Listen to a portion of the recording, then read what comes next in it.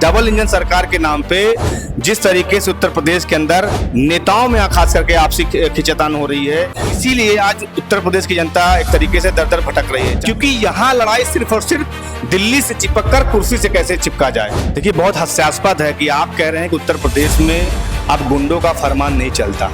गुंडे तो सारे के सारे भारतीय जनता पार्टी में शामिल हो गए, जितने भ्रष्टाचारी थे वो सब भाजपा में शामिल हो गए।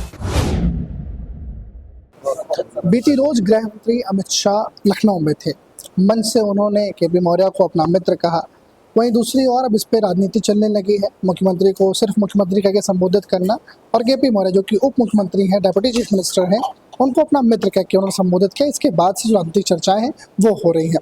वंशराज दुबे हमारे साथ में है, आम आदमी पार्टी के प्रवक्ता हैं। सर, कल की सारी फुटेज आई, बयान आपने सुने।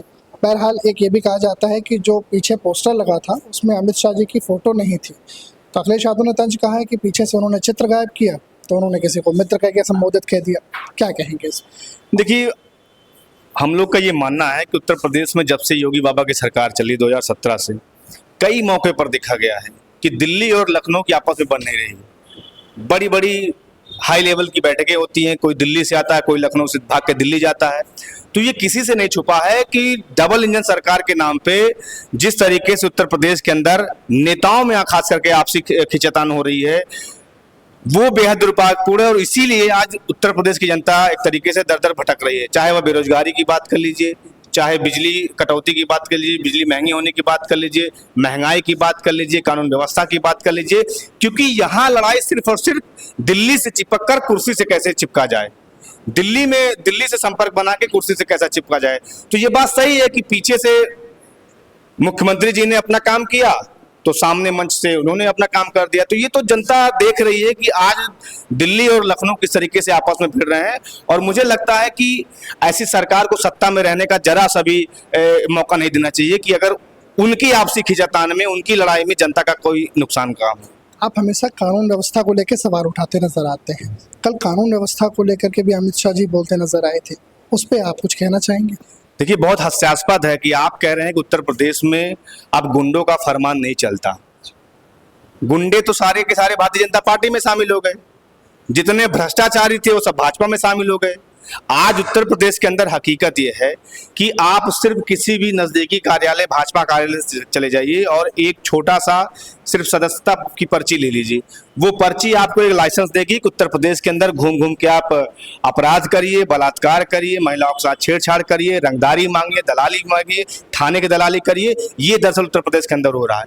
मैं एक उदाहरण दे रहा हूँ कि उत्तर प्रदेश की राजधानी लखनऊ के अंदर हजरतगंज के अंदर जो सबसे हाईटेक जगह मानी जाती है, आप सोचिए वहां एक सिपाही को 4 नौजवान आकर बहुत बलभर वहां मारते हैं। पहले रोड पर मारते हैं, फिर उठाकर उसको ले जाकर चौकी के अंदर मारते हैं। और कार्रवाई के नाम पे क्या होता है? कुछ नहीं।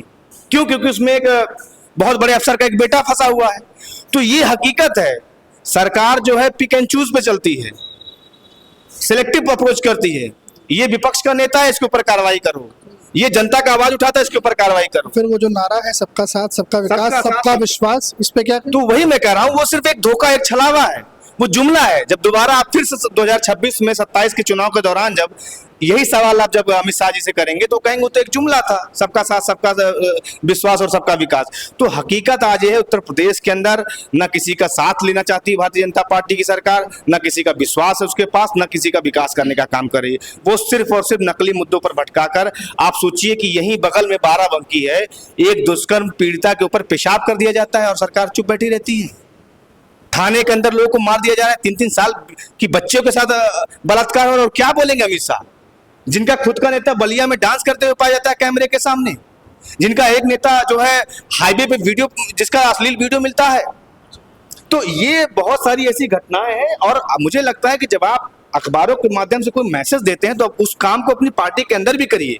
आपके नेता दलाली खाएंगे, अपराध करेंगे, बलात्कार करेंगे, गुंडई करेंगे, तो उस पर आपकी चुप्पी रहेगी और फिर आप जनता को एक तरीके से बरगलाने का काम करते हैं। तो ये आम आदमी पार्टी बर्दाश्त नहीं करेगी। जी, वंशराज जी, वापस से घूम के सवाल मेरा वहीं पहुंचेगा। उत्तर प्रदेश और दिल्ली के बीच में, लखनऊ और दिल्ली तकरीबन 500 किलोमीटर दूर है, पर इनमें जो मुलाकात है क्या वो कुछ नया आउटकम्स ला सकती है क्या बीजेपी के अंदर, क्या कुछ नया हो सकता है, क्या निगाहें बनाए हुए हैं आप, कुछ इन्फॉर्मेशन है इस पर? अब देखिए ये उनका इंटरनल मैटर है, उस पर मुझे नहीं लगता कि मुझे कोई कोई खास टिप्पणी करनी चाहिए। लेकिन हाँ ये बात सही है कि आज उत्तर प्रदेश की 25 करोड़ आबादी लखनऊ और दिल्ली के झगड़ों में पिस रही है।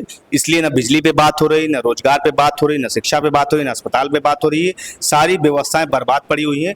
उत्तर प्रदेश के अंदर 24 घंटे के अंदर आप सोचिए 25-25, 26-26 मर्डर की घटनाएं अगर चल रही हो तो आप समझ जाइए कि सरकार और सरकार में बैठे नेता और अधिकारी क्या काम कर रहे हैं। वो चरण वंदना कर रहे हैं, कोई दिल्ली पहुंच के कर रहा है, कोई उत्तर प्रदेश पहुंच के कर रहा है। जी। तो देखिए पैर पूजने का कार्यक्रम जारी है वर्षा दुबे जी के हिसाब से, और भारतीय जनता पार्टी की भी जो आपसी करार है, वो तकरार है माफ कीजिएगा, जो देखने को मिल रही है दिल्ली और लखनऊ के बीच में, और जब जैसी बयानबाजी सुनने को मिल रही है उसके बाद उनका कहना है कि इसका असर जो है, इसका खामियाजा जो है वो उत्तर प्रदेश की जनता उठा रही है। कैमरा सहयोगी आयुष के साथ अनुराग तिवारी, द लीडर हिंदी, लखनऊ।